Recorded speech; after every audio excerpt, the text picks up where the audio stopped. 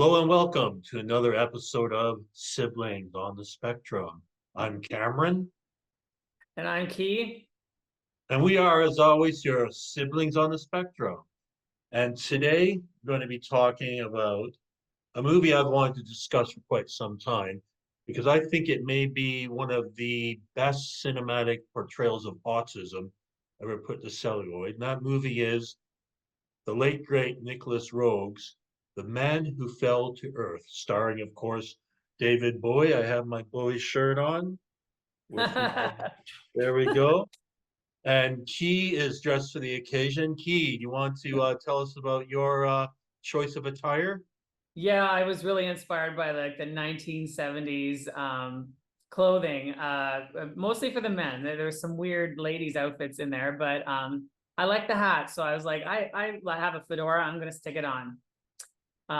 Yeah, but we had a really good look in this movie for sure. Yeah, definitely. So this movie was shot in 1976. And as I was watching it's quite a contemplative movie, isn't it? It's very Zen-like. And I'm Yeah, thinking it's kind of hard to believe this movie came out just 1 year before Star Wars, which really burst open the science fiction scene with all its flashy special effects and its action sequences. But this movie's the polar opposite of that. It's a very Zen-like contemplative movie, but it has a lot of symbolism and a lot of things that you can read into it because Nicholas Roeg, the director, is one of my favorite directors of all time. You haven't seen any of his other movies, have you? no, I haven't. But we should maybe do a review of Performance. I think you'd like Performance. It's way ahead of its time. But he's a really interesting, very meticulous director who started off working. I think he worked in television production for like 23 years before he became a director. So needless to say, he's a meticulous craftsman, and he's a very good cinematographer. He actually worked on Lawrence of Arabia, Far from the Maddening Crowd. He made for Roger Corman. He did The Mask of Red Death, which has beautiful black and white imagery, or I should say, beautiful black and red imagery. I remember when I saw it when I was very young, I was really impressed by the lush photography, the blacks and reds. I didn't even know that Nicholas Roeg was a cinematographer. But anyway, Nicholas Roeg is a real craftsman. His editing is amazing. You probably noticed that in this movie. There's some really interesting editing, Yeah. and we'll talk about that. You're chuckling. There are some interesting scenes. He does quite a lot of really unique cross cutting between moments in time that are occurring simultaneously, but also moments in time that are completely disconnected, sometimes by decades. So, Yeah. and I read an interview with him where apparently, like very early on in his career, I think he was like serving tea at a TV station. He started off at the very bottom, but he did do some editing, and he's working in an editing bay. And it struck him how when he was hanging on to a strip of film, because they were using film back in the day. This was like back in the 50s, early 60s. It struck him that he had a piece of time in his hand, and that if Mm, he could put them together, he could figure out ways to actually manipulate time. And that yeah. I thought that was really interesting because when I first took film studies at Ryerson, they called it Ryerson at the time, Ryerson University in Toronto. I got to work luckily with 16 millimeter film, black and white film. And I think every filmmaker should start off with that the idea, the tangible feel of physically editing your own film and seeing all your strips hanging down the editing bay, little pieces of time that you can move around and establish your scenes with, and then your whole story. You manipulate everything, you manipulate in time. It's quite you feel like you're a wizard or something. But it's really interesting to be able to play with film like that. So Nicholas Roeg throughout his career has definitely played with film, and hopefully on our channel we'll get to review some of his other movies. And in particular, he does it well in this movie as well. So yeah, once again, great outfit. I love it. It's just like uh, Newton. His surname is Newton in the film. So would you like to start off with? I've seen this film first of all. This is probably I watched it again last night. It's probably my sixth time seeing it. I've seen it 5 or 6 times. So this is your first time, right? Yeah, I didn't really know anything about it, and like I'd heard of it obviously. And I think it's been referred to in some spiritual books and some books on addiction because of the presence of alcohol and the effects of what it can do. Right. But like on the spirit, and it can distract you off your main mission in life, as what happened in this movie. So I knew of it. But for some reason I was not, I know you got really into Bowie, and I was like really into Madonna. I think it's just the age difference. Yeah. And I like the pop sensibility. So when Bowie went into like Modern Love, and he was doing Billie Jean, not Blue Jeans, not Billie Jean. Oh my Blue God. Jean, yeah. When he did Blue Jean, like I love that aesthetic and stuff, but I never for some reason got into his music. So no, this is the first time I watched it, and I purposely didn't do any research. I just watched it.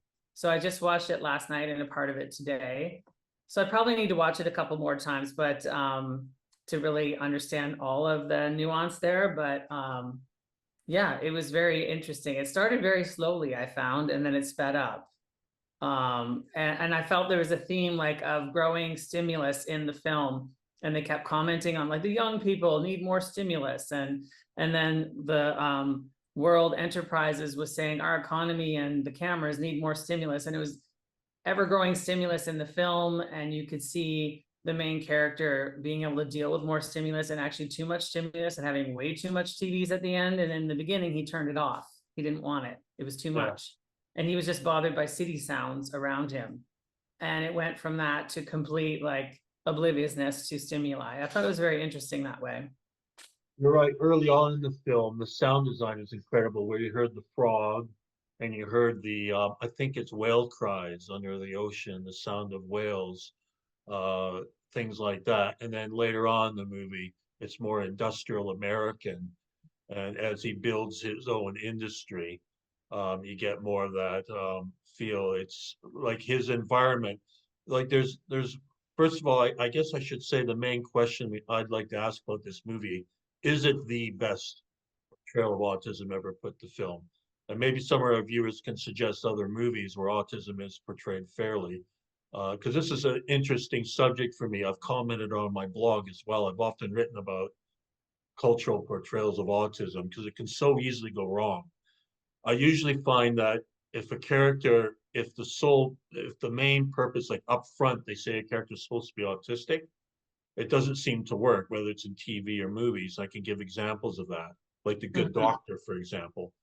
But if they don't come out and say it's about autism, then I can read into it, find a lot of things and relate to it, which I find I do a lot with this movie.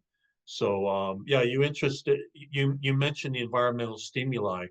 I found that very profound because I'm very sensitive to the environment as well, certain sounds.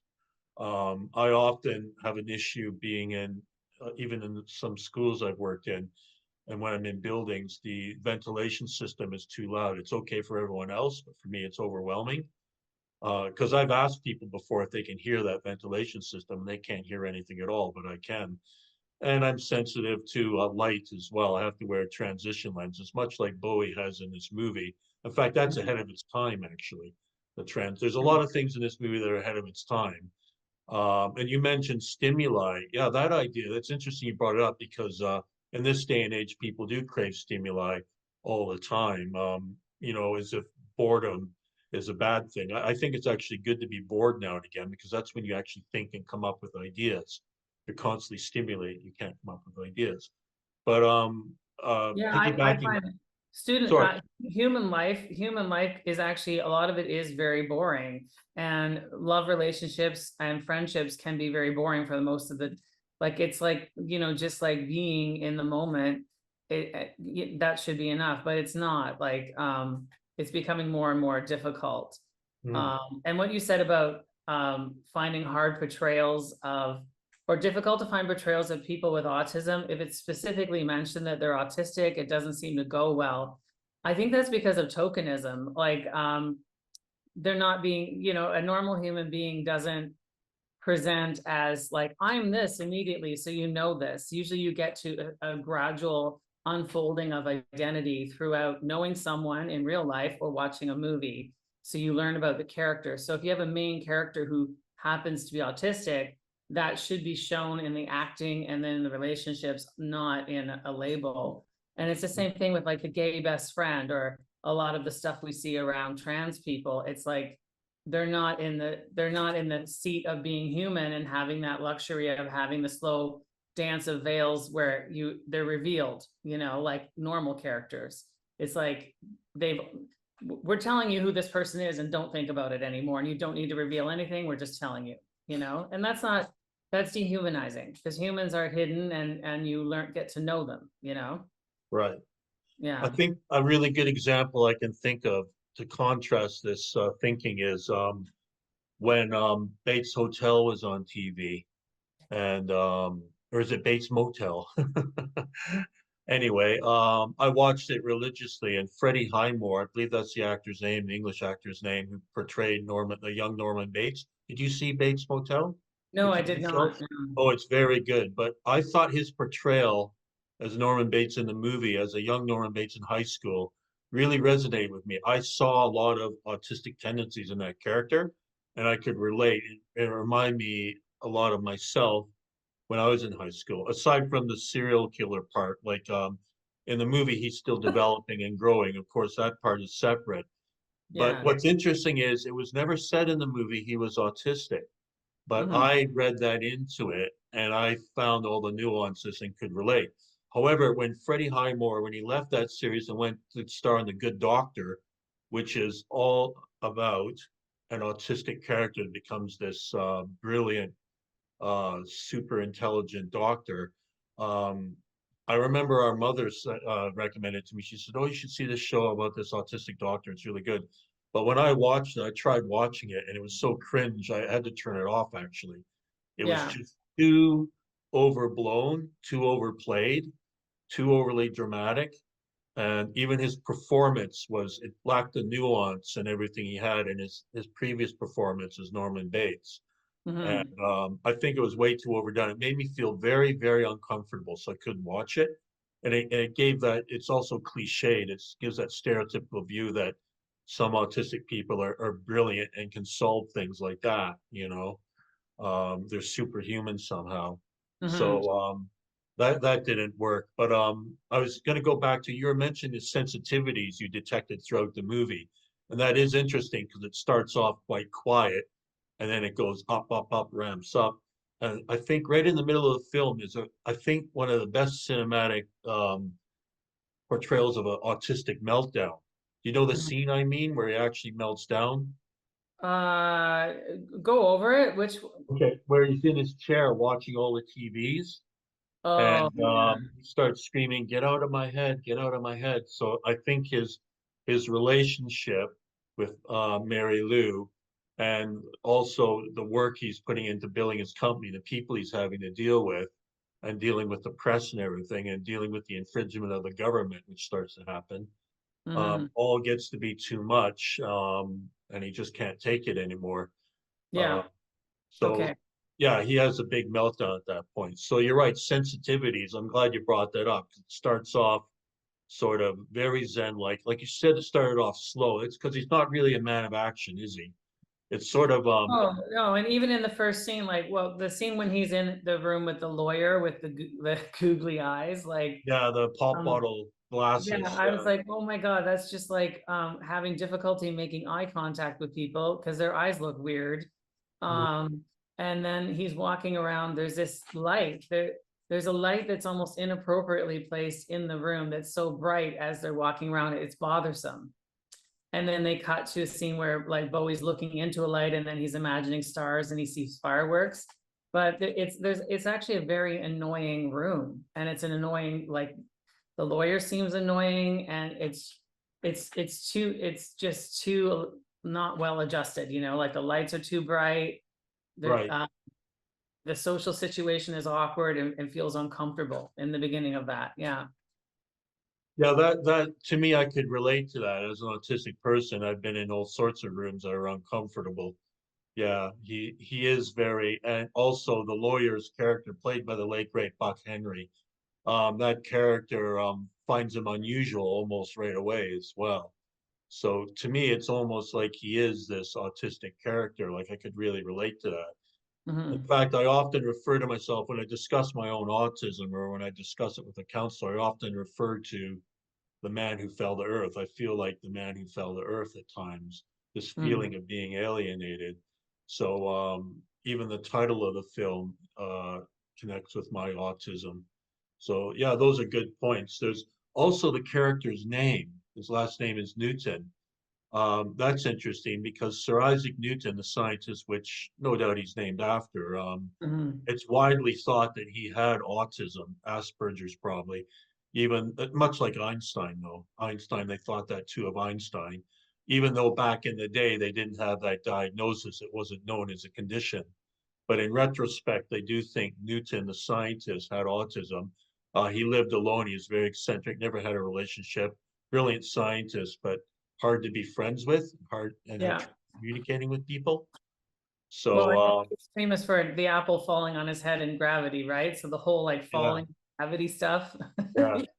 So I have a small fly going around my face. That's why I did that. I wasn't signaling a secret signal. No, it's small fly. Anyway, We're in the Newtonian society. yeah, Yeah. yeah. So there's an awful lot to read into the movie.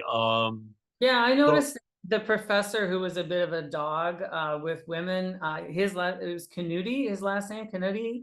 I think so. Yeah, Rip Yeah, Torn played the role. Yeah, yeah, and that word in Italian means like aging or growing old. And he's talking about that, and the women are saying you're just like my father and you're wrinkly. And I was like, yeah, there's a lot of. And then he's looking at the picture that his daughter gave him. His daughter gave him a photograph poetry book that had Bruegel's Fall of Icarus in it. And he was right. looking at the Fall of Icarus and how there's Icarus fell and no one's paying attention. They're just going on plowing and doing their own lives, which Yeah. is a really great allegory for what's happening in this film. We have someone who fell to earth and no one seems to notice or want to help him get back, you know? Well, he's So, masking literally, isn't he? He's yeah. he's literally masking, and when he does reveal himself, it's interesting how Mary Lou responds. Initially in fear, starts crying and screaming when he takes out the one contact lens. That's a famous scene, and he has an alien-like eye, and then he removes all his makeup, so he's no longer masking at that point. His secret's finally out, and she is screaming and crying, and you feel as though she's having a total breakdown. She won't be able to.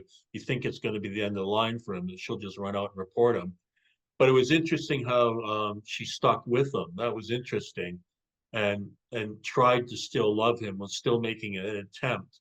Because it is the way I thought of it. I had to think back my own relationships, and I have to admit it. When I think back my own relationships, it was difficult. I think I was a fair bit of work because I didn't know I was autistic at the time.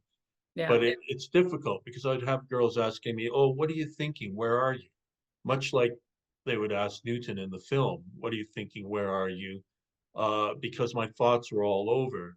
So, and I think although the girls we still tried to have a relationship, it was difficult. I really did like the scene where Mary Lou picked him up off the floor and was carrying him. I mean, that was funny. It was a funny scene when she it was a good scene. She's literally carrying him. But the way I read it is she's in charge of the relationship. Like Hmm. Newton doesn't know how to have a relationship. So, and although it seems like they're polar opposites, like she's the wrong choice for him, like she's a very more of a simple, down to earth girl. She basically says that in the movie, I believe, alludes to that. But Mm. she carries the relationship and all the way through. She sticks with them no matter what. I thought that was interesting. Yeah, And I it, thought the director actually juxtaposed a few images. So one was the kabuki sword play, which is nice. kabuki is very. I'm interested in that because it plays with gender and gender roles, and it's usually men. A lot of men play women in kabuki theater, and then they cut to the Dr. Canutti fighting with one of his in a really weird film scene. They were having a sex scene that they were filming. And then they cut that, like not long after that, we saw Newton being carried along by a woman, which I think would have been physically impossible. I don't know how they did it, but I think she couldn't have done it. Yeah, And it's like they're really like reversing or playing around with gender roles here in a way. right. Yeah. Okay, that kabuki scene was really important, because you're right. It was being famous Nicholas Roeg scene where he's connecting the sword being thrust to the camera in the play with the interplay of Rip Torn's character, Doctor, I can't remember his name now, Mhm. having it playing around sexually with not one but multiple partners who all say the same thing to him. Yeah. So what's interesting is I think what they're trying to say is it's the duality or sort of the dichotomy of sex and violence, Hmm. playing with that. But do you remember how Thomas Jerome Newton, do you remember how he reacted when he's trying to eat? Because he's in the Japanese restaurant watching the kabuki, right? Move around and everything. And it's interconnected with the doctor character, the chemistry professor, messing around with various partners. But do you remember the expression on his face, how he reacted? No, I don't. Because it was really key because he got this look of disdain. Like he Yeah. didn't like what he was watching, the violence, and it was interconnecting Mhm. with sex. So at that point in the movie, he was very innocent. Having just arrived on Earth, he was innocent. And that's kind of and naive, which is part of my autism as well. We start off sort of innocent and naive about a lot of things until we get more experience with them, and then unfortunately sometimes overdo it, just like Yeah. Thomas Jerome Newton does in the movie. But yeah, he leaves the restaurant. I don't even think he finishes his meal with a look of disdain and utter contempt, like he's feels really uncomfortable. He needs to get out of that situation. But later in the movie, there's that infamous scene where he has the gun Yeah. Yeah. full of blanks and he's mixing his drinks with the gun. So now he's into the American vices, typical American vices. He used to be innocent, but Yeah. now through societal pressure, which happens to autistic people, he's now into alcohol when he should be focusing on pure water Yeah. and his mission, which is to take water back home to his people. He's into alcohol, too much TV, which is gets to be overbearing, and and too much sex, probably, and violence mixed in with it. When he has the gun, he's shooting the blanks and everything. So Yeah, he I think becomes it's a overwhelmed. journey. Like he starts super sensitive to stimuli and noticing things and being confused about things to having like way too much stimuli. And at a certain point, it's not enough. Like you need to have really crazy rough sex because anything normal is boring. Meanwhile, his flashbacks about his family life seem very calm and peaceful Yeah, and just like Zen-like, you know? yeah, And very zen. he's gone so far from it. So I think not just, I think autistic people, if you mask too long, you can lose yourself. And I think maybe a lot of people don't even get a diagnosis and know they're autistic. They're just internally alienated. Yeah, But like, I think it can happen just in normal society with everyday people as well. Like they just like a life of, you know, what is it? Bread and circuses, you know, like don't focus on what's going on. Like we'll just give you bread and circuses and run the state, you know? yeah, yeah. Yeah, like and I do just want to say to you, I thought, oh my God, before I even watched the movie, I'm like, I bet he's gonna be heterosexual even as an alien. But I just Well, he was, but in the scene where he's finally totally naked and unmasked, he has no genitalia at all. yeah, But that's in the true. scene where he is masking, he has genitalia. Like David Bowie's actually, there's full frontal nudity in this movie. Yeah, yeah. So Um, he, well, I think that I thought he did a transition. I was like, oh, he did a species transition because when we started the movie with the frog, as soon as I heard the frog and it was hopping around, I was like, there's going to be a transformation in this movie. I knew it because the frog always foretells some sort of transition or because like, from a tadpole to the frogs and they live in the water and they live in the air. So they sort of they straddle the worlds. They're a symbolic creature that way. So yeah, I saw that coming just because of the frog. well, that's interesting.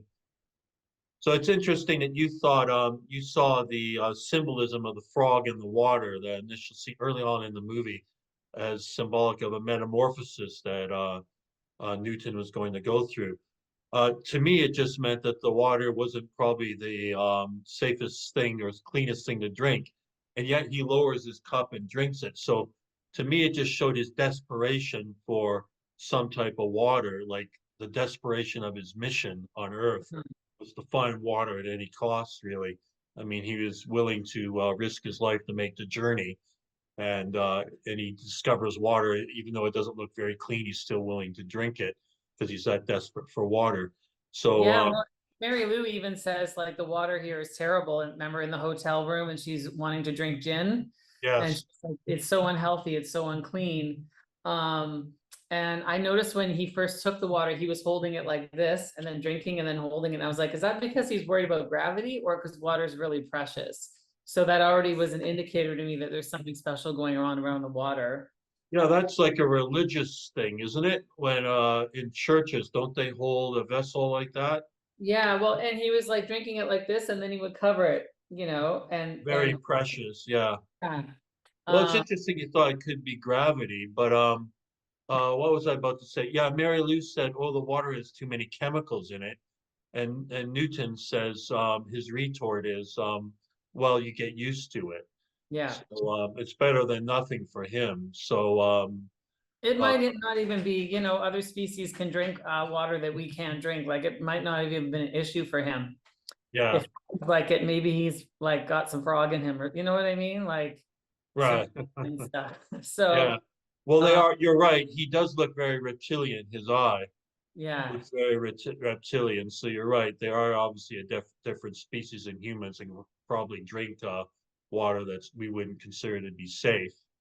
yeah, Um, Well, we were mentioning earlier. You alluded to the gender reversal, how Mary Lou was actually physically carrying Bowie, and therefore carrying the whole relationship, as I mentioned.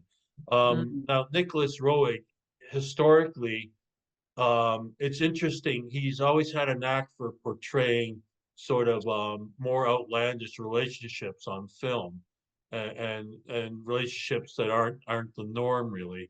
And in this movie, I think it was ahead of its time. Once again, it's 1976, because Farnsworth, which is Newton's lawyer, he has his partner he lives with in the movie, which I think is quite ahead of its time for 76 for a mainstream movie to have such, like, they're just seen as a regular couple.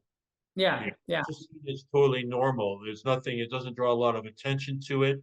They're not stereotypical or cliche. Just seen as normal. He does this in a lot of his movies. He's definitely ahead of his time. What are your thoughts on that? Well, I did notice that the casting was for its time, but now it wouldn't work. But for its time, it was very ahead. And I Yeah, did, what we're watching, it seems cheesy. Like some of the sex scenes were like, really, guys? But back then, I'm like, that would have been really edgy. And the fact that the men were naked as well, and everyone was kind of being exploited. And she actually like picked up his penis at one point and was like, this looks like my father's. Like, and it was like painfully awkward and terrible. yeah, I was like, not a lot of directors will go there and actually challenge and make men feel uncomfortable because usually men are the male gaze is part of like the focus of movies. So I was like, yeah, this was it was an interesting take. And I also thought it was interesting that that professor either Dr. Bryce. Canutti or I think Professor. his name, Rip Torn, his character is called Dr. Bryce. Oh, okay. Wasn't his last name Canutti though? That was another doctor. I think that Oh, was the the one who doctor was. that was examining Newton, I believe. Oh, okay. I thought anyway. So but the doctor who was sleeping with or the professor who was sleeping with all those later they talked about now that I have these ideas in my life, I have a purpose. I'm not no longer interested in 18-year-old girls. And I thought that was so interesting. Like um when you're not overstimulated, you can actually think.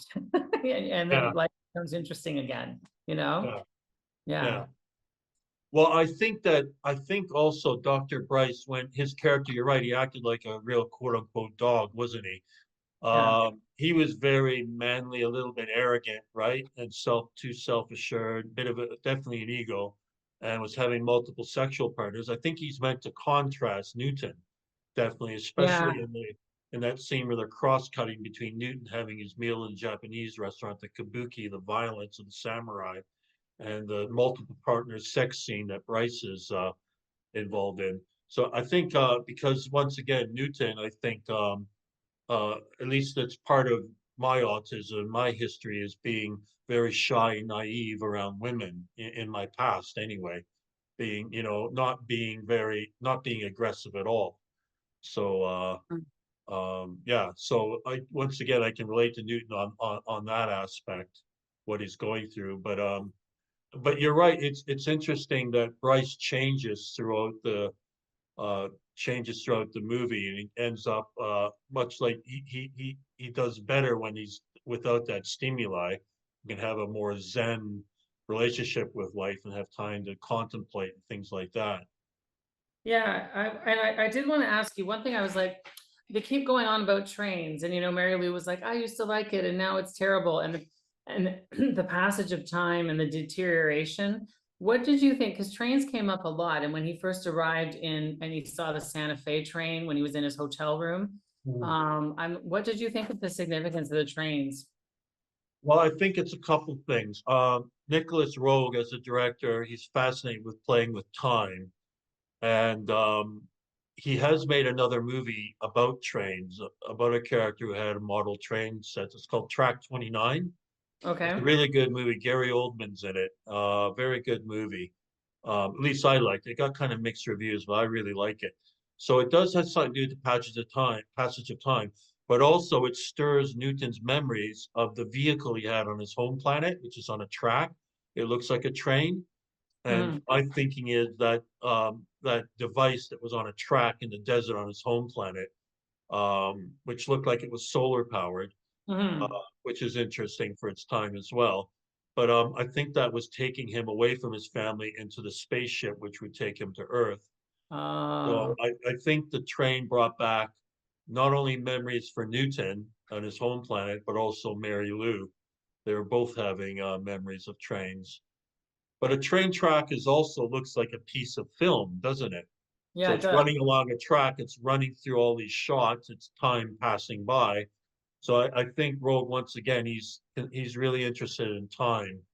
In fact, there was a documentary done about Nicholas Roeg on BBC just before his death, actually, called "It's About Time," Mhm. which was interesting because it's a double meaning because Nicholas Roeg deserves more attention, and he should have been focused on long ago, really, for this certain documentary.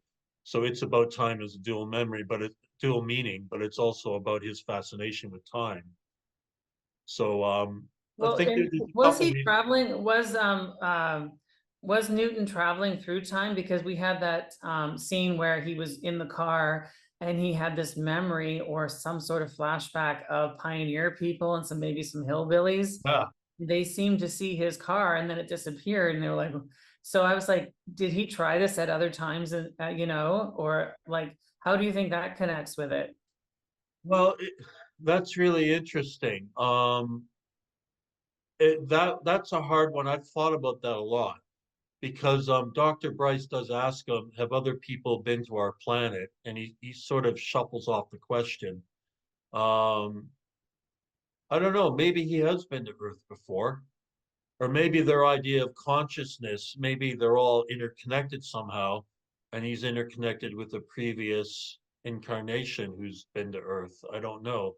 Yeah, I had the impression that he somehow did travel through time, and I even wondered if his family was maybe on Earth, but in the future.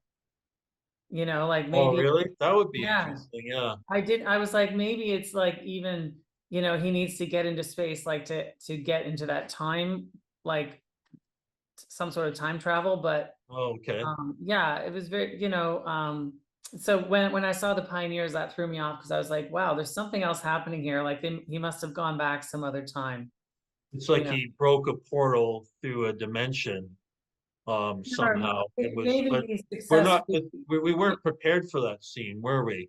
No, and Uh, I was he's, like, he's what? traveling in a car, like that car is predominant throughout the movie. It's kind of interesting. He's traveling in that car. We weren't really prepared for it, and then suddenly it happens. Um, but also he watches a lot of westerns as well on TV, and you hear Mhm. that. So is he just imagining it? I don't know. But they think they see him, and it's that's a tough one, isn't it? Yeah, it I was don't random. I don't think he's went back into the traveled into the past to find water. and his family are in a future Earth because the name of the movie is The Man Who Fell to Earth.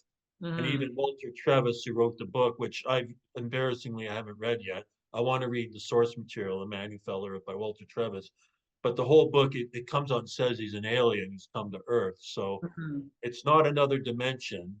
It's not time travel, but that's interesting. No, we have But to figure that. he does say he sees things when he drinks. You remember that? He said, Yeah. when I drink, I see things. So he might be hallucinating. Who knows? It might be a hallucination because he does have some trippy experiences, doesn't he? Caused Yeah, by too much. maybe on his planet, time doesn't exist like it exists on ours. So if he's here, he might actually be able to experience different time frames going on at the same time, just like watching TV. Well, You that's true because he doesn't age, does he? No, so there is something going on with time with him. Yeah, Um, yeah, it's that's interesting. And he did when he was in church, he was singing that song by Blake did yeah, and on these fields, or when yeah, did Jesus walk on these green fields?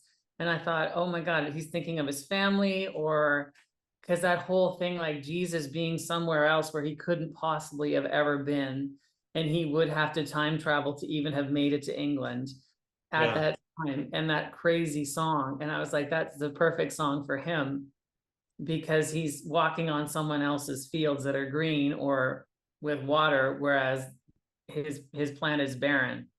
right. Yeah, Yeah, I like. I sorry, know go that. ahead. So they used Blake, and I saw that they used Auden. That poem. There was a poem about Icarus. Yeah, Yeah, and notice and ignoring the white legs in the water. yeah. Yeah, I thought that was interesting too. Yeah. No, there's mentioning his maybe he is I think he does have a different uh conception of time because on his home planet they move so slowly and surely. There doesn't seem to be a rush to do anything. Like you said, the movie starts off slow, and then I think as it gets more consumed by American modern culture, things speed up a bit. But he is like at the end of the movie. Hopefully, not. I guess there's some spoilers here. We should give a spoiler alert. It's been out Um, since 1976, but yeah, true. But he doesn't age at all. Whereas Mary Lou comes back to visit him, she's much older, and so is Bryce. Everyone's older, and yeah, right to well, the very he final does. frame of the. He can't move quickly. Like he's in the cab, he's like, please slow it down. He has a almost he gets a nosebleed from the speed of the elevator going up and down. And yeah, so he can't seem to handle anything fast, which is also weird because it's like, how'd you get to the planet then? But yeah, Well, that's interesting because you were mentioning the movie started off slow, and I was going to come out and say he's just not a man of action, which is yeah. kind of an autistic trait. He's not an aggressive, he would never be a rugby player or an action hero or a real Lothario like Dr. Bryce. He's very much in contrast to these other men around him. He's very subdued and thoughtful, but tries to take in and observes a lot of things, but he's always having to adjust his glasses and he's always hearing things. So his environment's often interfering with him, which is very common with autistic people. Hmm. In fact, I think I've done some research on the original novel, Walter Trevis's original novel, The Man Who Fell to Earth, and amazingly, I don't think it is about autism at all, which really amazes me because I don't know how you feel about it, but obviously, but based on our conversation, it's almost like this movie is about autism. Yeah.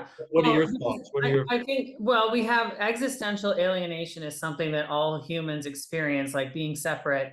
And am I going to be accepted in the group? And how do I fit in? And where does my identity work? And with autism, it's even more pronounced, that feeling of not fitting in. So people deal with existential alienation by seeing like-minded things happening or being in groups where they're doing the same thing. So it's like, yes, we have a shared experience. And autism is very alienating because you don't see the shared experience. So you definitely have that feeling like I'm all, alone, or I'm different. Or, I don't receive the planet and the way other people perceive and receive it. So I think that theme of alienation is something that is a human theme for anyone who's a thinker. Yeah, Then I think autistic people, because of the possible social ramifications of being autistic, and also the ability to see systems and think in a systematizing way, I think that it can create an even like a more pronounced sense of alienation. yeah, Um, and when I thought about him, because I'm like, let's pretend he is autistic. What just happened to him? And I thought, well, in a way he was masking, but he actually took the mask off, but it didn't help him get, like, his whole battle became about just getting the mask off yeah, instead of getting back to his planet. Um, and so his purpose got changed because of the world he was in.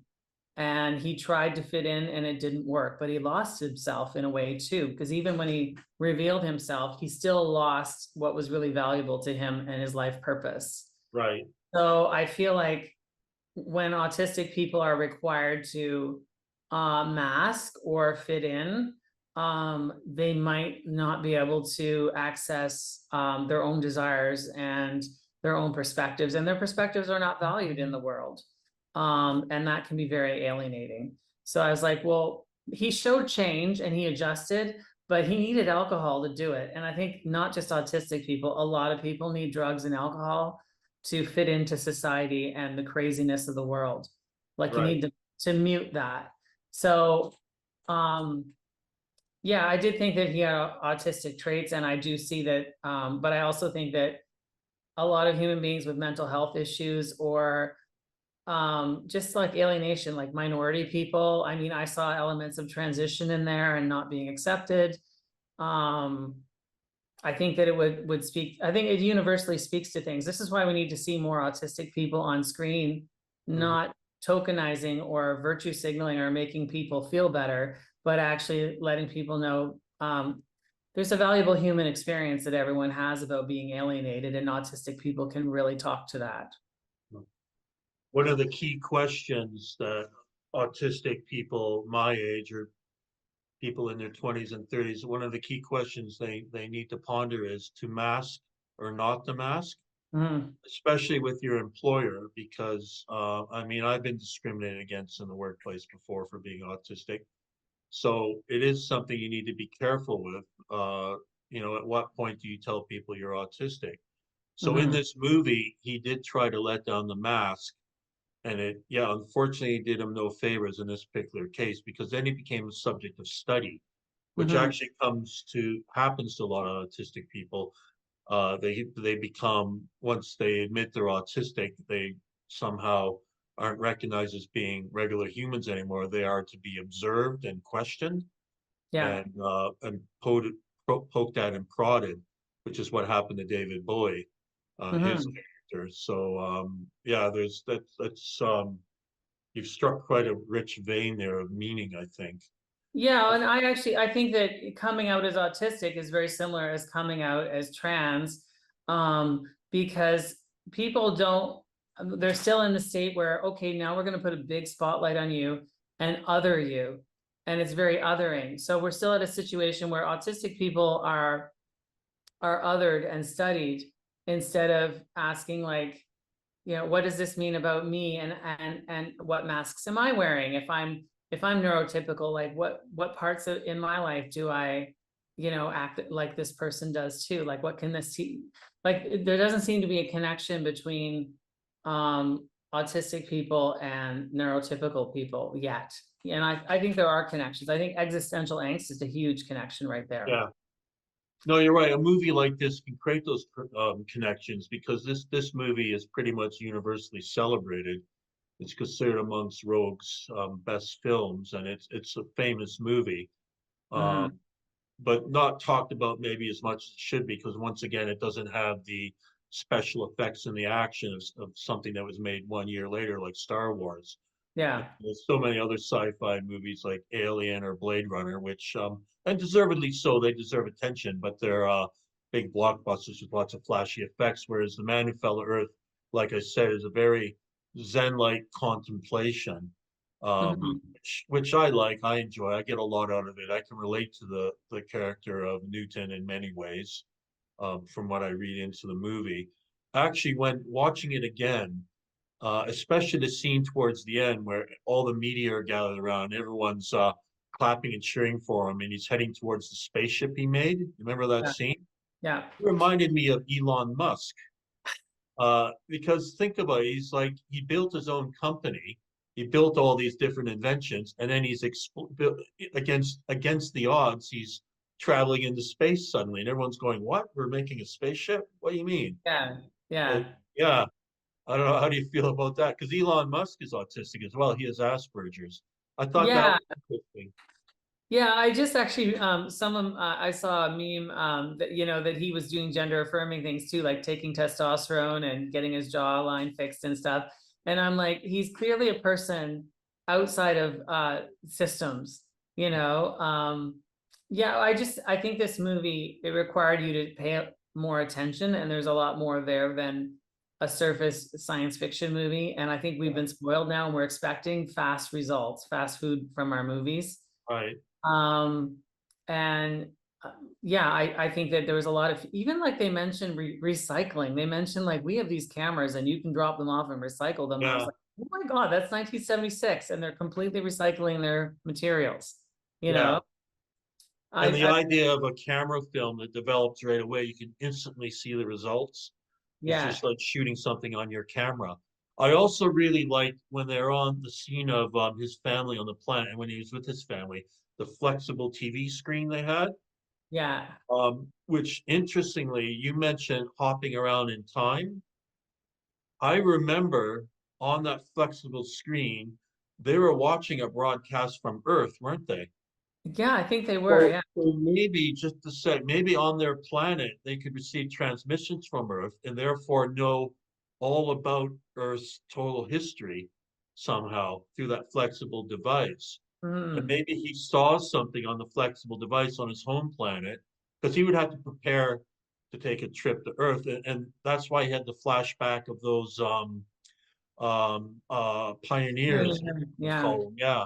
Maybe that's why. Maybe because that flashback was shot in a weird way. It was very bright, and then a sort of an oval shape developed. It was like yeah. peeking through a screen or something, like you're peeking through a camera shot or something. So I wonder if they were receiving transmissions. I guess I'm gonna have to read the book. Well, no, what's going to happen is we need people who are viewing need to put in the comments, what the hell happened with the hillbillies and the pioneers? What's Yeah, the theory there? We need to, like, this could be a whole nother movie, like just what, having, we'd have to yeah. get David Bowie to come back from the grave, and, we'd have to we could make a new movie about it. But, oh my God, like that's it's like a little side story there, isn't it? There's another side story which wasn't explained in the movie. The very first time we see Newton, Thomas Jerome Newton, it's a really great shot, deep focus, where he's way up on the hill in an industrial site. I think it's Coal Street or something. He's moving down Mhm. remnants of an old coal mine, I believe, and he's walking by himself. And the way he's walking so slowly and unsure, he actually looks like an alien without even having to have any makeup on. But he's unsure of his surroundings. He's walking, and then when he gets to the bottom of the hill, do you remember that shot? The camera moves, and in the frame, there's a man watching him, dressed in a Oh, suit. Do you remember oh, that shot? no, I didn't pick up on that. Well, there's a man watching him. And I thought, who is that? The government? How do they know he's there? And Yeah. then the man appears again towards the end of the movie. I think he's looking Oh, at Thomas Jerome Newton while he's in bed. He appears looking at him. So we only see that man twice. So I'm wondering if he's another traveler from the same planet. He must be because he does maybe. not intervene. He's just observing. Hmm. So we see him at the beginning, we see him near the end. So that's my question. Maybe viewers can leave a comment regarding that. I That's mysterious because but that's typical Rogue. He's that sort of director where he'll put in a bit of a red herring to make you Yeah. think. Puts in stuff much like David Lynch. I mean, they're both really iconic directors that have their own style, which I love. So Yeah, it's like I wonder about that. it's not just non-linear, or it's not just linear, it's non-linear, and there's little things like little eddies that go off on the side. And this is Yeah, like this is where we're gonna let your imagination now tell part of the story too. And unfortunately, I think in commercial movies, it's very linear and it's meat and potatoes, and it's like, I want what I'm expecting, and don't surprise me and don't make me think. I just want to be entertained. yeah, And this is definitely a movie to make you think, and you can actually come up with some really good fan fiction, you know, yeah. around. I did notice too that I got a kick out of watching all the references to water. So like ice water for free and all these signs throughout the whole movie. And he landed in Artemisia or I don't know how Artesia, Hotel Artesia, Artesia. yeah, like Artesian Wells, right? And he's Yeah, landing in New Mexico because it's highly elevated. So it's probably the easiest place to land, right? Because it's more elevated above sea level than other places. And he was probably looking for fresh water, maybe, you know? it is kind of interesting at first, the idea of wanting to come to Earth to look for water, but arriving in a desert. Yeah, But on the other hand, it's much like his home planet, isn't it? yeah. I think he chose it on purpose. There's some beautiful cinematography of the area as well. Almost once it was shot in New Mexico. Beautiful stuff, like really good cinematography. What So, was what do you think the significance was of all the wedding rings he had? oh, Remember when he went to the pawn shop well, or the way I read that scene is that, I read it from an autistic standpoint where he doesn't know the value of a dollar. Like I'm not good with finances. I haven't been throughout my life. I'm just not materialistic. So I got that from it. But the fact he had more than one, um, I I think first of all, I don't think they wore rings on his home planet. I didn't see any. Mhm. I don't think they would because they wear a spacesuit, right? Yeah. So I think it's something totally manufactured for him to fit in on planet Earth. I think the But rings were, do you remember he had like almost 20 wedding rings on a ring? yeah, So I wonder if they sent him with that because, they sent them with that in order for him to get money on planet Earth. They probably yeah. have gold on his planet because gold would be throughout the universe, really. They And probably he have had a gold in passport the too. Like that's pretty impressive. English passport. Yeah. Yeah. Well, obviously they've been spying on us if they know this. Like he comes to Earth, um, and I mean he looks eccentric because of his hair color and that. And it is David Bowie. He's very thin, very Yeah. gaunt, very pale. And some autistic people are like that too. I mean, we don't hang Mhm. out in the sun and play volleyball all day or Yeah, and anything. a lot of autistic people have restricted eating and ARFID and Right. different eating patterns, so they can be very slender. I was extremely slim. I was too skinny. A lot of people on the spectrum have food preferences or sensitivities to certain kind of foods and flavors and textures. And some of them have ARFID, which is avoidant restrictive food intake disorder. It's something that I'm learning about right now in psychotherapy, like helping one of my clients. But there's a lot of clients.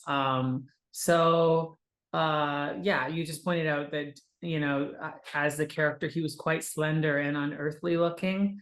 Um, and I think that, and he obviously doesn't like going outside. And I think that a lot of people on the spectrum can be that way just because, protecting themselves from sensitivities. Mhm. Does Yeah. he like do they focus on him eating in the film? I know he focuses a lot on drinking. I didn't Uh, actually pay attention to that. let's see. He's eating in the kabuki scene with he's eating there, but not enjoying it. I'm trying to think where else he ate something. Oh, the cookies. Maybe Mary Lou made him some cookies, and Yeah, he just has a meltdown. He won't eat them, and knocks them flying into the sky in slow motion. yeah. So I think he does. Obviously, it sort of suggests that he's got a thing with food, a food sensitivity. We don't see him eat very much, though, do we? So he just stays very pale and skinny throughout. I think But actually, David Bowie himself, during this period in his life, this is 76. This is when he released the album Station to Station, and he developed the thin white Duke character. At that point in time, he'd been living in Los Angeles, which he said was very, very bad for him, the environment there.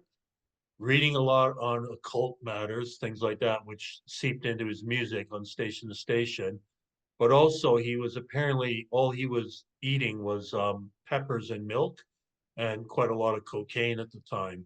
So that's why he became very, very gaunt at that time. I've seen a lot of pictures of him, and as you can see from the movie as well, obviously, and from his album covers, he was very thin at that time. So David Bowie himself was not eating properly, um, which is actually part of the reason Nicholas Roeg selected David Bowie for this role. Is Nicholas Roeg saw a documentary about David Bowie. It's called Cracked Actor. Mhm. So Cracked Actor is the name of a song on David Bowie's Aladdin Sane album, which came out in '73. Yeah. And the BBC made a documentary about David Bowie.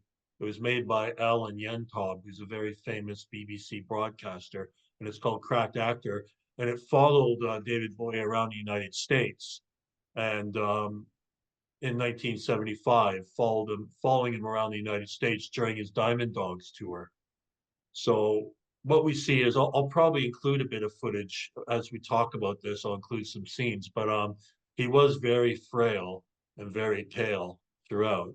And Nicholas Roeg saw the documentary, and quite a lot of the documentary is David Bowie traveling around in a limousine, which looks just like the one A Man That Fell to Earth. In fact, he's got a fedora on in the documentary, just like you, just like in the movie.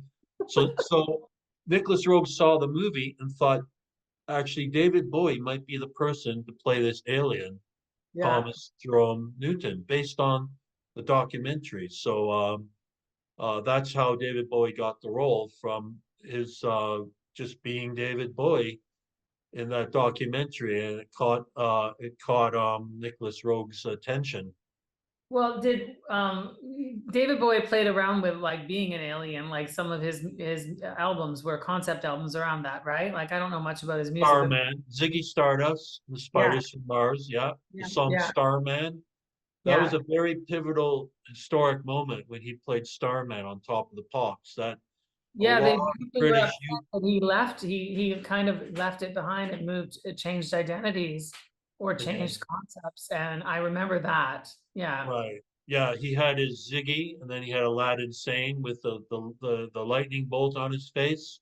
Mhm. And then he had Halloween Jack for his Diamond Dogs album, and then he had Young Americans, that album where he did his Philly, what he called Plastic Soul, and he dyed his hair was still dyed orange, but it was sort of down a bit, stylish, and he wore suits. In fact, in the movie, I don't know if you noticed it, there's a scene where Dr. Bryce, when he's really old, is walking through a record store, and he goes and finds an album by Thomas Jerome Newton called The Visitors. Do you remember that scene? Oh, I didn't. I don't. I didn't pick up on Well, that. okay, but anyway, in that record store scene, you can see Young Americans for sale Really in the background. So it's a little hilarious. homage to Bowie. So he did Young Americans, and then he did Station to Station, which is a pivotal album because he went from his Plastic Soul to a very European electronic sound. Yeah. And that's what led Bowie to decide to go to Berlin to record his next three albums, because he not only he wanted a different sound, didn't want to repeat himself, but LA was unhealthy. He wanted to kick drugs. Yeah. Berlin to improve his health and kick the habit, hopefully. So and Iggy Well, Pop joined him in Berlin, and the rest is history. yeah, well, and I think I didn't do any research, but I briefly saw because when I Googled just the movie, like to find out the date of when it was released, it said something about the director had also cast Mick Jagger in something as well. Uh, Performance, yeah. was that before or after this movie? No, that was before. Performance was made in '68. It was supposed to come out in '68, but the Mhm. studio didn't know what to do with it. They thought it was unwatchable, so they didn't release it until 1970. Yeah, Performance, you should probably cover that movie because it deals with identity. yeah, It's part of the plot. But Performance is an amazing movie. It's so groundbreaking, way ahead of its time. It's a good transition movie from the late '60s to the '70s, because it almost foresees glam rock, for example, and more androgynous acts of the '70s. And it foresees the death of the '60s, because right around '68, '69, like especially when the Stones played Altamont, that was sort of the death of the Love and Peace era of the '60s. So it foresaw all that. Mhm. Very pivotal movie. We should definitely cover it. If you're interested in covering sometime, we could do a deep dive into performance. I think you'd get a lot out Yeah, of I've it. never heard of it. So, because I'm kind of like in the 80s was when I got turned on to culture. Yeah, Um, and honestly, like I know this sounds cheesy, but it was Madonna, because she actually ripped off a lot of Marilyn Monroe and a lot of old Hollywood. And I started looking at those references of hers, and it really actually opened up a huge world of movies and art for me. But it was very specifically like she was into queer art and old Hollywood. So I was kind of exposed to that. I've never really gotten into the 70s, and that's why when I did Rocky, it was like a big a whole new world, basically, you know. I don't know why I didn't like the 70s. Maybe I have too many memories of the bad fashion. And those are my childhood memories, and you know, you and I have shared it. It was a bit traumatic for us. So yeah, yeah. yeah. Those '70s were big for me. I mean, I started appreciating movies and TV, and I remember watching things in the early '70s. Like one of the characteristics of my autism, once again, is I have a really good long-term memory. So the '70s was great for Hollywood. That was the decade for Hollywood. I mean, all the great movies, Apocalypse Now, Godfather 1 and 2, The Deer Hunter, all these '70s movies. It was Mhm. just an amazing time for the '70s. So Chinatown, oh, I could go on. There's so I many great. guess Taxi Driver, Yeah, that Taxi one. Driver.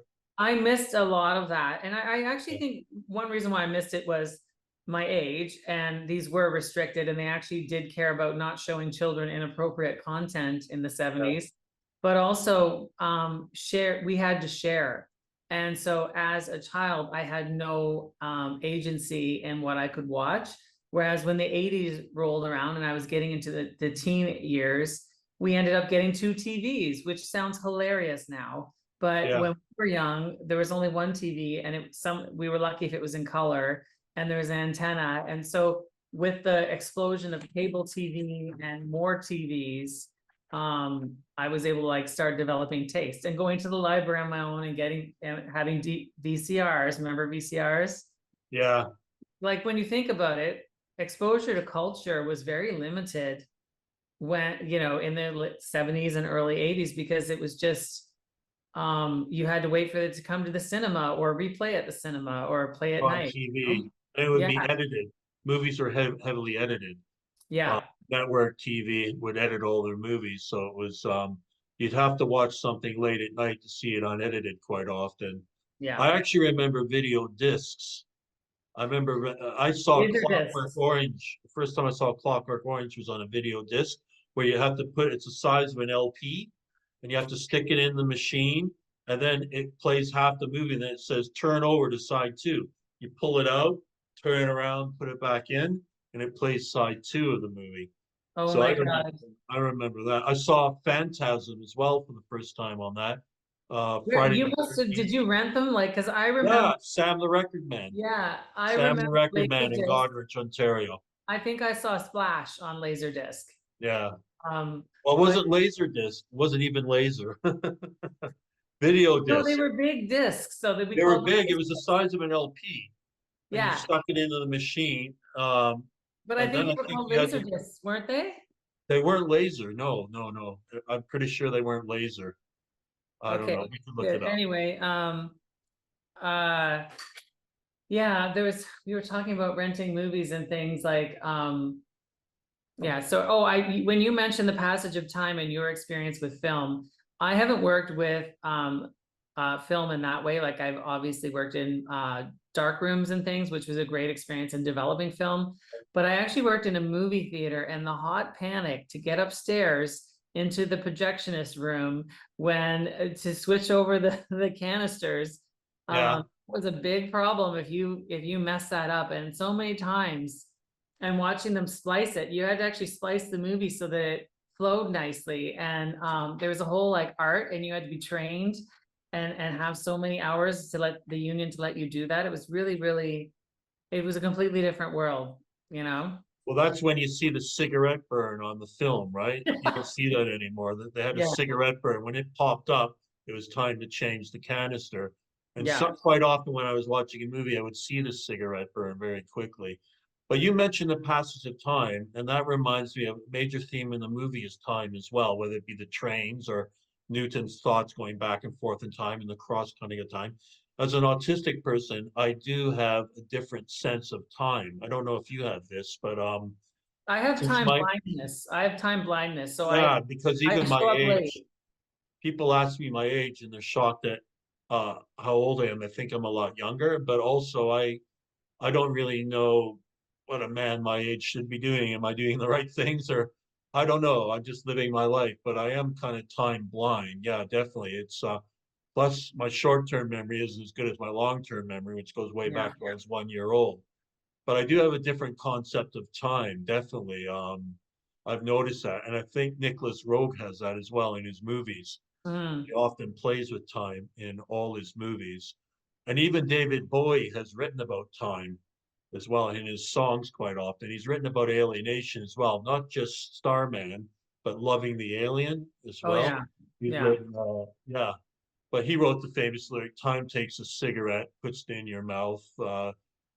Things like that. He's always written about time and things like that. Mhm. So yeah, Yeah, I have time. So a part of being on the spectrum is time blindness, they say. So it's like you don't have a good feel of what you can get done in the time and then yeah, to arrive on time. yeah, Or so like constantly being late or not getting things in on time, and it's not being difficult, but it's actually thinking you can do it, or having a problem editing yourself. yeah. Um, It's administrative skills. yeah. Yeah, time management skills. I mean, I have an issue where if someone says the meeting starts at 9, I think I have to actually open the door and walk in the room and sit down right at 9. Me too. Yeah. And if I get there, my watch says 9, I look at the clock on the wall and it says 2 minutes after 9. I'll go, oh, wait a minute, my watch, the clock, which I'll talk about those lost 2 minutes. Where did they go? I don't know.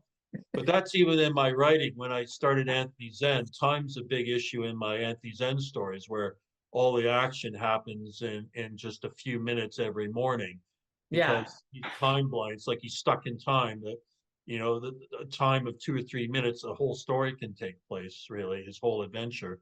So it's an ongoing thing in my life, and it's also in this movie as well because Thomas Jerome Newton doesn't age at all, and he doesn't seem worried about the passage of time. He's not in a rush to do anything. Like someone asks him, "What are we going to do now?" "Oh, wait, we'll get there." Like he says Yeah. something like that. It'll all become. It'll But all. unfortunately, I think he Yeah. killed his family with that attitude. But Sorry. Go ahead. I I think couldn't his hear. family died because of that attitude, his on the other planet. But anyway, Yeah. Yeah. um, Do you think they actually died, or do you think that's just his thinking? I couldn't decide whether they actually died or whether I don't think thinking they, died. I doubt it, because if there was others and there was a support system to send him there with a passport and all these wedding rings and things, that tells me they must have sent other people as well. Yeah. So I'm sure it was a community adventure. And so if one person made it through, then all of them were fine, you know? Yeah. Like, let's go Yeah. for happy, the Hollywood happy ending there. Yeah. I think But so. I think it's a mark of his torture. Like, I mean, he lost what was most valuable to him through just trying to fit in the world. The world like basically beat it out of him. Hmm. They got him to morph to the world, you know? Yeah. He had a very simple, naive, beautiful mission, really, when you think of it, right? It Yeah. was simple, his directive, and he was very, very focused on the directive, as autistic people are. We focus, but there's too many distractions, the sex and violence and TV and the culture and the government, too much pressure, financial pressures, which all through the movie he says, well, you take care of that. He's very naive. He trusts others so quickly, like Farnsworth, the lawyer. Oh, well, you're going to lead my company. Like, and he doesn't even want to talk to people on the phone sometimes, just says, you Well, yeah, take care. because it's that's the social. It's very taxing for him to be social. And so I think like the alcohol and it helps him to deal with that. Yeah. And yeah, I just it's too bad because also the things that he was doing to achieve his dream of bringing water to his home, he had amazing uh scientific advancements.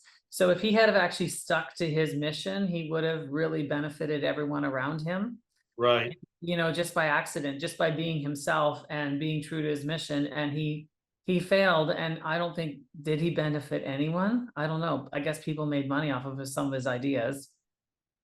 Well, I think at the end of the movie, it suggested that he's tired, right? He's had enough at the end of the movie. It's a great scene. I won't give it away. It's a fantastic scene. Um, but I think that's also part of my autism, this idea of being taken advantage of.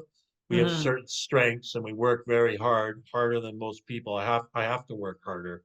It's just ingrained in me. I have to put 110% in everything. I feel as though I have to do more because I don't have the social skills other people have quite. Since I'm autistic, I feel as though I have to work so much harder. And I have found in a lot of jobs I felt or was actually taken advantage of. Yeah. So just like Newton in the movie, I feel that. I really do relate. As you can tell, I'm very passionate about this movie. I really relate to the character, a lot of it. But I Mhm. really do think he was very misunderstood, um, and definitely taken advantage of. And he had this beautiful mission, a lovely mission, simple mission, and couldn't do it because of the environment around him brought him down. So and then at the end he's just tired, which is another aspect of autism, is just being tired of having enough and just getting too burnt out, and having to rest. So Yeah. that's how the movie ended. I'm wondering, I'd like to ask you about David Bowie, like his life.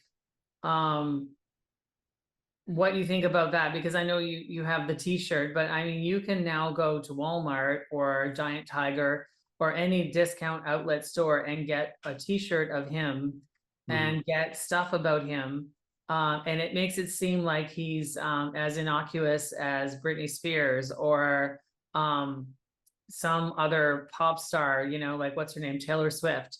And I'm Yeah. like, do these people even know how very upsetting he was to culture and how avant-garde he was? And I just wanted to know what you thought about that. Well, it goes back to a book I read, a very difficult book, but an important one. In the 60s, it was very popular on university campuses. It's by Herbert Marcuse. It's called The One-Dimensional Man. And he was the first person I read where he talks about how alternative art forms are commodified and mass produced so they lose their meaning. Yeah. I think that's happened to Bowie because I even have, unfortunately, it's people once again just dabbling their toes in alternative culture by wearing the shirt. Whereas me, I know some people give me a hard time about all the shirts I wear, right? But I'm a collector, right? It's part of my autism. I Yeah. love prints on t-shirts. I have so many t-shirts. It's incredible because every concert I would go to, I would buy a t-shirt and then I order a Yeah. lot online. And I'm just a really big Bowie fan. I have three or four Bowie t-shirts. So Yeah. They made fun of me at my dance class because they're like, do you ever wear anything other than Madonna t-shirts? And I have a new one every um, time. And I didn't even aware that it was a thing. I was like, oh, you're right. I just wear Madonna t-shirts. yeah, I've had people comment about my prints on t-shirts saying, "Oh, you'll outgrow it." Like in the past, ex-girlfriends, they don't, sometimes when you meet someone, everything seems fine, but then they want to change you, Yeah. much like Newton in the film. But they've complained about my t-shirts where, oh, why do you have to have a print on every shirt? But I Oh like my, it. I like it. I like that to reminds, advertise. I'm big on culture, right? We talked yeah. about this during our last episode. I consume a lot of culture. I collect a lot of culture because I don't socialize as much. I'm just very into culture. So that's why I Well, do. you feel happy when you wear it. I feel like I feel happy when Yeah, I wear something that meant something to me. I can get that energy back and have it during the day. It's like wearing yeah. a cross. It's like showing your beliefs or showing your memories. It's something that someone's whose ideas you like, you know. Um, but I did want to say that something made me laugh in the movie, which was when Mary Lou was, I think she was in a cowboy outfit, and they're like, he's a complete fake, and she's like sitting there in the cowboy outfit, and Yeah, they're talking about him being a fake, and I was like, look how you guys are dressed. You're not a cowboy. yeah. Yeah, hypocrisy. Yeah, Yeah, like the unawareness, like that's the weird thing. You think people think people with autism aren't very smart, or they're not tuned in, or they don't know what's going on. But I actually think that people on the spectrum are more tuned in some ways, and are checking out because they find it wrong, or not no, you're cool. right. A sense When of they justice. Yeah, Yeah, justice sensitivity, or and anyway, like having special interests is part of it too. But and I lose time. I have a special interest which I lose time in all the time. So I get losing time in something that's pleasurable too. yeah.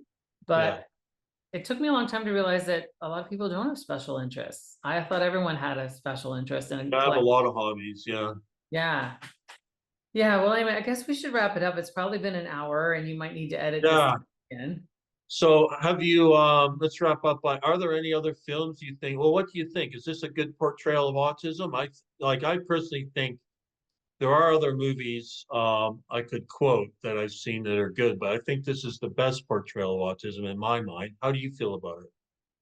I think it's an excellent portrayal of autism and that sensibility, because it shows the world as an alien place, and a tendency to be overwhelming, like modern life, the alienation of modern life.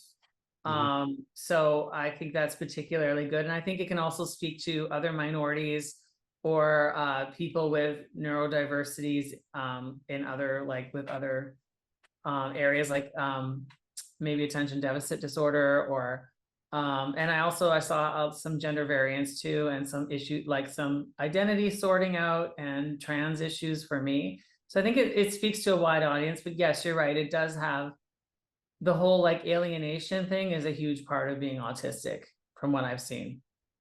For me, almost every scene is very potent.